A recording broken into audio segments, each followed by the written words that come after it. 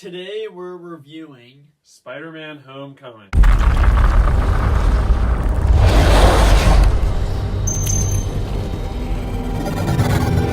Spider-Man picks up after the events of Civil War, and Iron Man tells him basically, he'll be back to pick him up later. And he's sitting at school and wondering where the Avengers are. He wants to be a part of the Avengers, and he's not groveling. But what are your initial reactions about this movie? I definitely, going into it, I knew about the old Spider-Mans, which we grew up with. And with this boss walk. Got things done, sleeping on the job. Basically, I definitely liked it. I mean, it's with all these great movies in the Marvel Universe, it wasn't in my top 10, but it was still a really good movie. I liked it. Yeah, I feel the same way. It wasn't like... people were saying it was yeah. really, really good. I just thought it was... I thought it was a fine movie. It was good. It wasn't didn't blow. great. Yeah, it didn't blow my mind. There wasn't anything that crazy memorable from it. But I mean, it was a good time at the theaters. But yeah, so positives. I mean, I think one of the biggest positives that everyone went out of there was Michael Keaton as Vulture, because he was definitely one of the better villains out of the Marvel Universe, which isn't really saying much, I guess, when you have villains like Malekith. But I mean, even I like a lot of the villains. So Michael Keaton was definitely a positive, and Spider-Man, Tom Holland as Spider-Man was really good.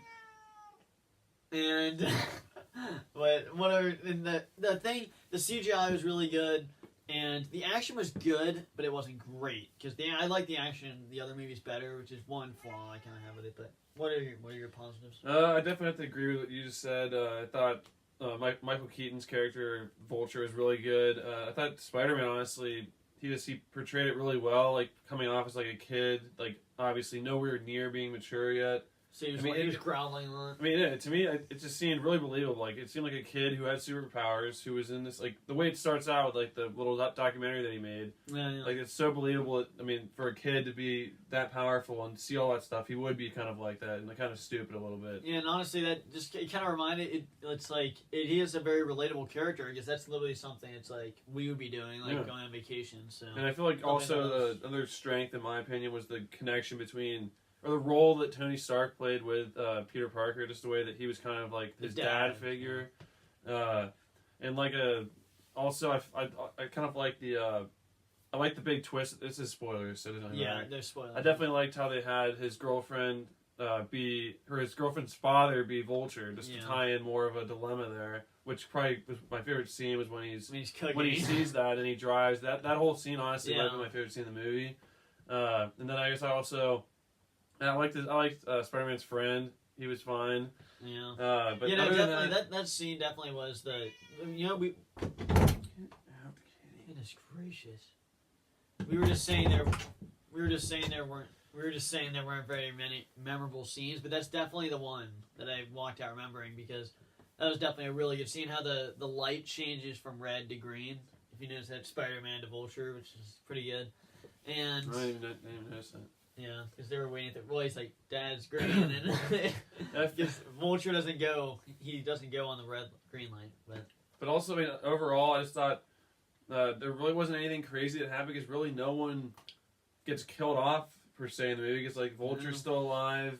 Spider-Man kind of just goes against Tony Stark a little bit and saves the day. He does save where they were going, and then that's probably wraps up the positives. Yeah, there really aren't that many deaths. No, it was a good solo movie for Spider-Man, just to kind of tie in him from Civil War.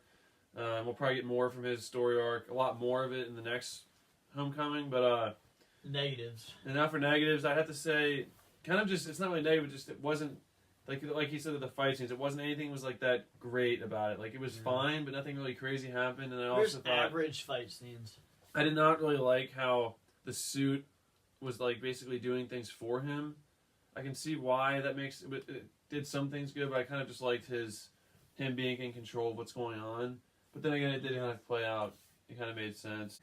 The fight scenes were just not as grand scheme as... It wasn't it was good CGI. There was no bad CGI in it. I mean... it wasn't as emotional. The fight between Hulk and Abomination, which it really wasn't emotional, but it was a lot more gritty than the Captain America vs. Iron Man was It's just not as good as the action like in Thor Ragnarok or anything like that. No, it's just a different kind of movie. I mean, I feel like But I mean, the none action. of the characters were bad. The action was could have been just as yeah. into it. They just Yeah. it just is it didn't do it. There's one negative how they did show I think a little too much in the trailers, which I guess isn't totally their fault, but I do feel like there was a little too much shown in the spoilers. But the fact that at the end, so we can talk about the end credit scene, how Vulture, the one bad guy that Spider-Man put in jail, was saying, "Do you know this guy?" And he said, "If I knew him, he'd be dead already." Is that what he said exactly? Yeah.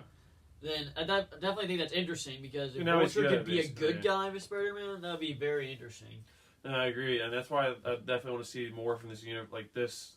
And it's obviously the same universe, but this like more storyline. Spider-Man, yeah. But We can just I give guess our gonna wrap up our final final thoughts. I definitely thought there were some great storylines in this movie, like how we talked about Vulture being connected to Spider-Man more than just him being a villain. I felt like my another big positive for me that I forgot before was just how relatable the villain was. Like, because the best villains are the ones that you kind of feel for and see why they're doing things. Because the way they started out with him getting basically cut off or losing his job, and that's why he's basically doing it. He's not really doing it to be bad. He's just doing it because that's making money for his family, and he's just keeping his family like alive, basically. You know. Yeah, and he But- does freaking punch that one guy. And he does he does destroy that one guy with the gun who thought it was. Yeah. I guess I did like that character. The guy. I mean, he who did was- think it was a gravity gun.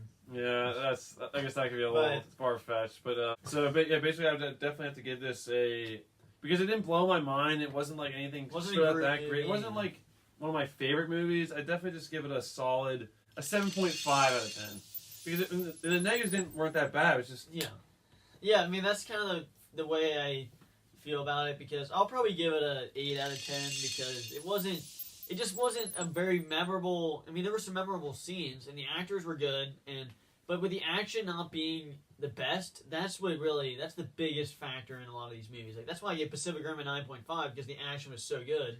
And the action in this movie, it wasn't bad, but it just wasn't great. It wasn't memorable enough, so that's why it'd be an 8 out of 10. And one final thing I just wanted to say was just it's kind of hard to be in this universe because there's so many great storylines going on that a storyline like this is I don't want to say boring, but just not as like there's when you have Thor going on, you have Thanos like building up. There's Street just level. it's hard to be like if this movie just came out on its own like 10 years ago, this would probably be but would be one of the like best superhero movies. But when there's great superhero movies coming out left and right, it just kind of fell flat for me a little bit just because and Spider-Man is not my favorite character, so I mean I'm sure if you're a Spider-Man fan and this movie might have been much better for you. Yeah, that's another thing. Yeah, because I wasn't totally excited. I wasn't like absolutely thrilled like I am for Avengers. Because if it was Hulk, I mean, if someone likes Spider-Man as much as Hulk, as I like Hulk, then it might be different. But just a quick recap: I gave it a 7.5 out of 10. I gave it an 8 out of 10. And we will be getting ready. The next video upload will be the Thor Ragnarok. Thanks for watching this quick review of Spider-Man: Homecoming, and we will see you guys in the next movie review. Bye, guys.